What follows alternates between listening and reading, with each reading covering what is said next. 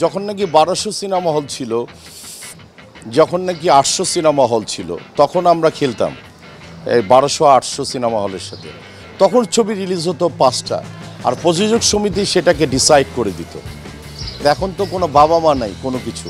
আগের ফিল্মের তো বাবা মা ছিল, ফ্যামিলি ছিল। এখনকার চলচ্চিত্রের কোনো বাবা মা নাই, কোনো ফ্যামিলি নেই। তো ফ্যামিলি ছাড়া একটি সন্তান কি হয়, বাবা মা ছাড়া একটি সন্তানের কি হয়, সে অবস্থানেই তো এখনকার চলচ্চিত্রগুলি দেখি। সেটাই আক্ষেপ, খুব কষ্ট লাগে যে যার যার মনে চাইলো একটা সিনেমা হলে রিলিজ করে দিচ্ছে, যার যার মনে চাইলো তাই করছে, কিন্তু এটা হওয়া উচিত না।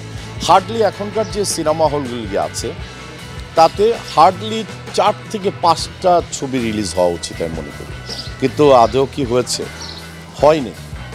সো তর্ক করে কোনো লাভ নেই।